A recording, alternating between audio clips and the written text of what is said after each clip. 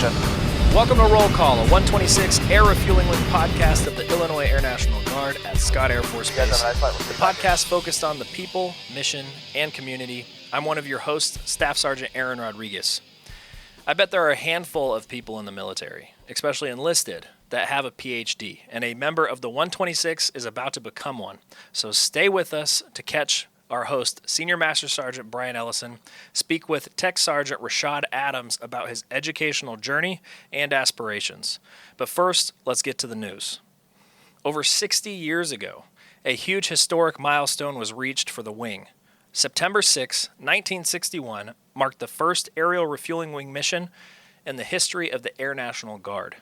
A 126 KC-97 Stratotanker refueled a 182nd F-84F Thunderstake and 5 additional fighter aircraft, starting a legacy of dedication to excellence.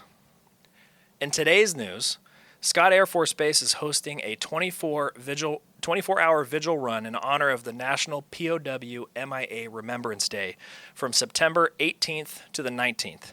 So for 24 hours, the POW MIA flag will be continuously carried around the James Gym track. For more information, contact Tech Sgt. Presley Carlton. And if you're a member of the wing, check your emails for wing tips, where you can find information on upcoming events and opportunities. Let's get to the guest. Joining us on the podcast, Tech Sergeant Rashaad Adams from the 126th Logistics Readiness Squadron, Traffic Management. Rashaad, thanks for joining us. I appreciate you coming in. You got freshly shorn for this. This is nice. I appreciate it. Thank you for having me, sir. No problems. No problems at all.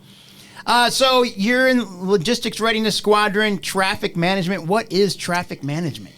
So traffic management is logistics readiness, AFSC. We move aircraft parts primarily for our home airplane, the KC-135, in and outbound shipments. We also ship out passengers on our DFTs on our KC-135s.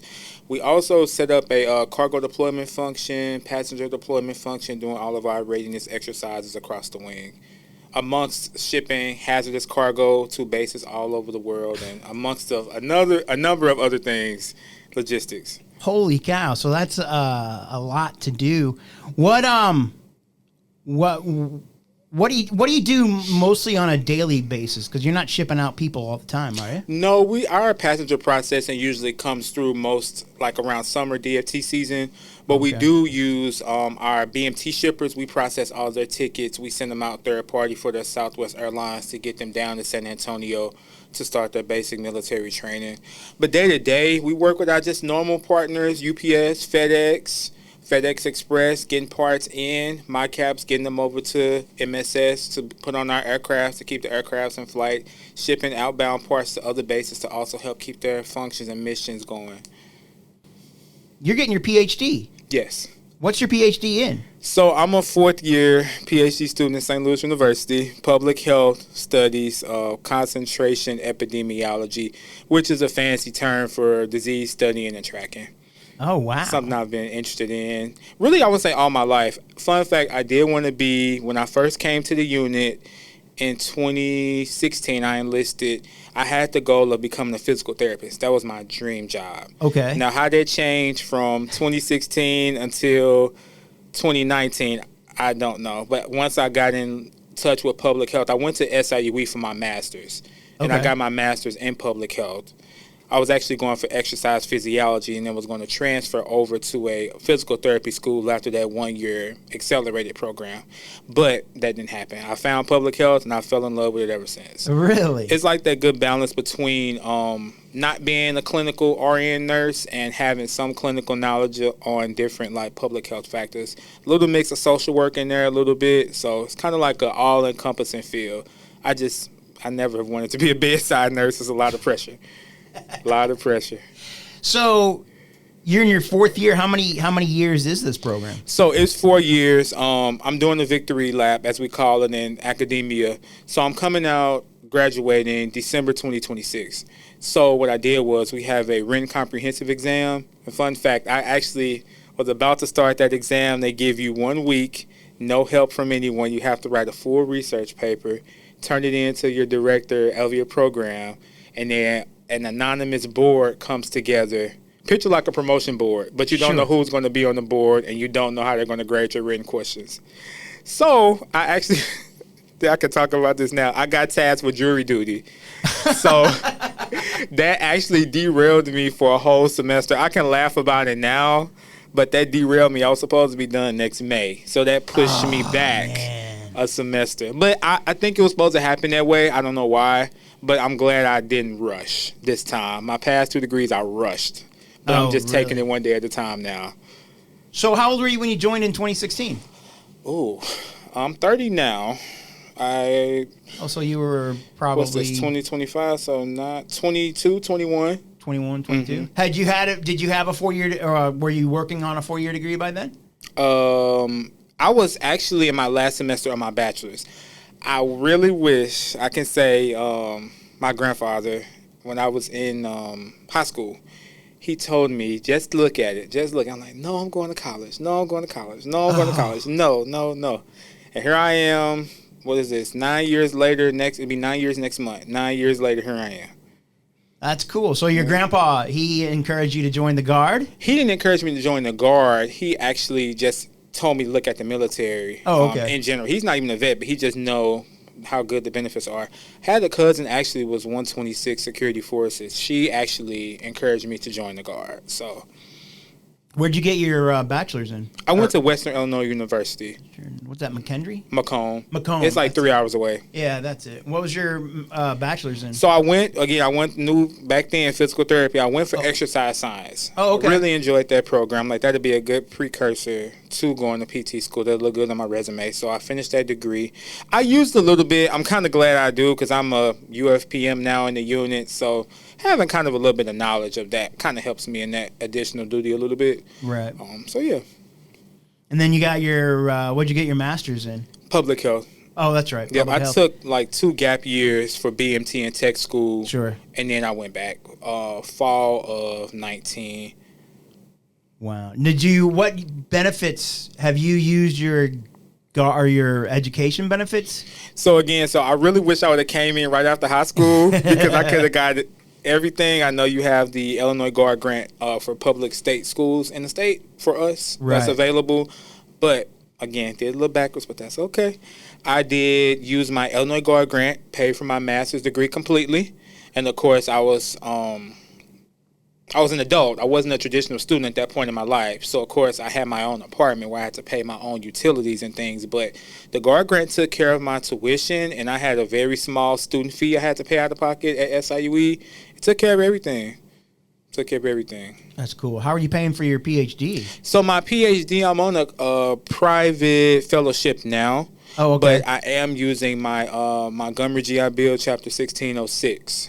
Oh, okay. Mm-hmm. I didn't know that they paid for PhDs, or they just pay for one degree or something like that. So the Illinois Guard grant that's a public Illinois state school. I went to Southern Illinois, Edwardsville for that one. Oh, okay. So that just sent from Illinois to Illinois. Right. And then they paid for that one. And now with me going to school technically over in Missouri, right, remotely, I'm using a private fellowship.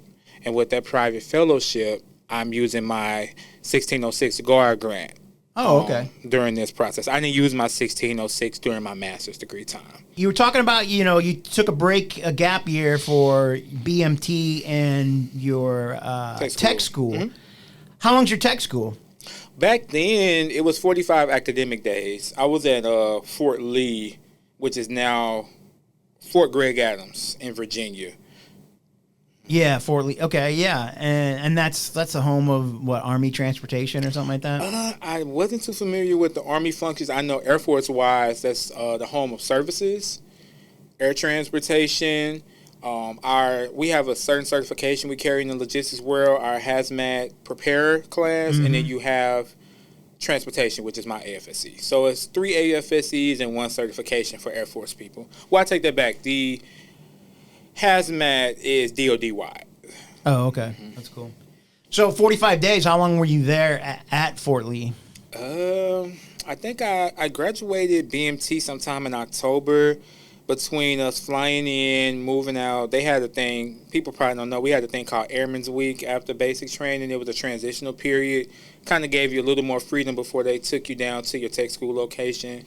So between BMT graduation weekend and graduation from tech school, I think I got to the 126. I remember it was like the second week of January 2018. So kind of like 2 months. Oh, that's not bad. Between travel, home, here, Christmas, Exodus. So, yeah, maybe 2 months.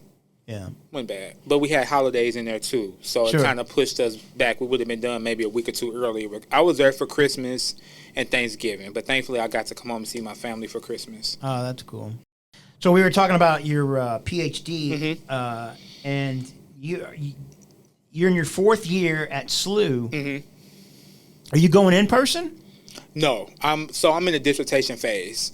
So thankfully, classwork is done. I did go in person the first 2 years. Okay. I did go in person. We had in-person courses, had to get those research prereqs done.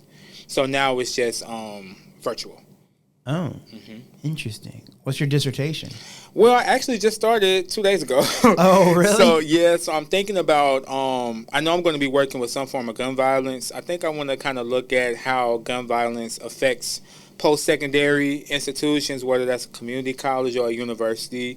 It's really something to think about. If you think about buildings being open from 9 to 5, anyone could walk in during the day, and we want to prevent those. I know we can't eradicate, but I want my research to be in the field to do my best to prevent that, or find ways for policyholders in each state to have further prevention methods for people getting harmed, gun violence. That's cool. So you just started your dissertation 2 days ago. 2 days ago. So what is it? You just got to do a lot of research? Is that what you got to do? Research, writing, and editing. Wow. So it's really like four phase: classwork, written exam. So now I'm in the phase I'm doing my proposal. So I have to go around, get a committee of faculty members within the College of Public Health, and then I'll do a proposal, let them know this is what I want to do my research on. Then the final stage will be defense. This is what I did, this is how I want it to be applied in the field, and then this is my coin to the public health field at large in the U.S. So wow. It's a process, but I'm just like, year and a half, I can make it. I will not be stepping foot back in the classroom. So you got a year and a half to write it? Is that basically what it is? Yep. So basically, I think I need to have everything polished and done November 26th. Hopefully present before next Thanksgiving, and then get the go-ahead to graduate. Your dissertation, so you just started 2 days ago. Where are you going to find the time? How do you find the time to do all this? I just always had a motto: you have to make time for things you love. I've come so far. I'm like, I just can't let myself stop. Now, I've wanted to stop. It's been times I've wanted, like, you know what, maybe just stick with my master's and just go ahead on. But I've come so far now, seriously, I can't stop, because I think if I did, I would regret it. Oh, certainly. So I'm like, I just have to push. I find the time, I usually balance my time well between drills and doing PT and having social life, family life. You just have to find the time. It's hard. I'm not saying it's easy, but it's very doable. Even if you have to take one class a semester, it's doable. You can do it. You can do it. Right on. Okay, anything else I need to ask you? Anything else you want to add? No. I would like to just say to everyone at the 126 LRS, Commander down to my shop leads and supervisors, I thank you all from the bottom of my heart for helping me throughout this time. Just not with my PhD, just since I walked in as an A1C, you all have been in my corner, and I thank you all so much. So much. All right, well, thanks for joining us. Thank you. I appreciate you having me today.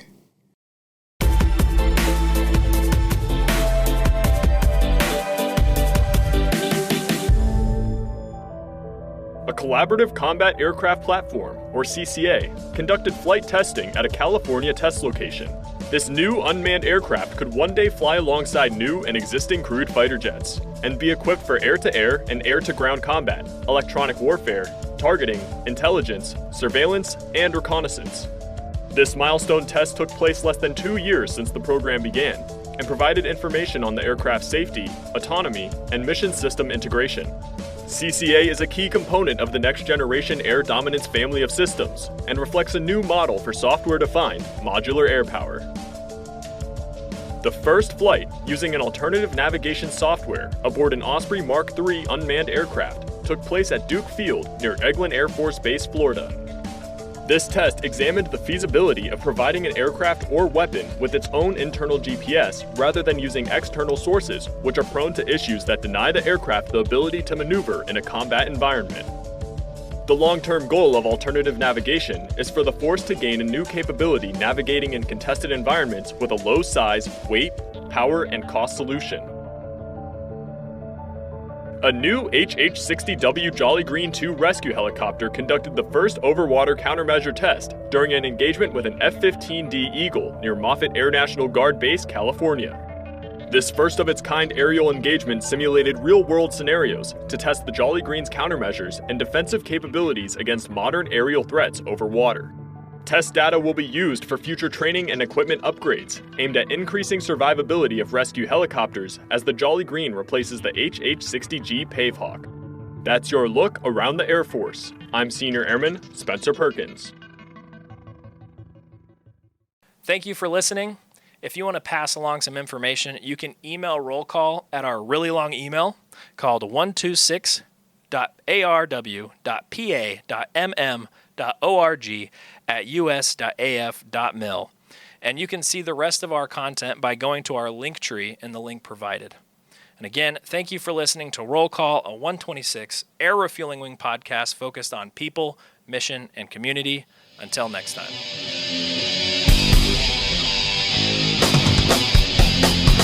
We're good on approach and landing. 500 stable.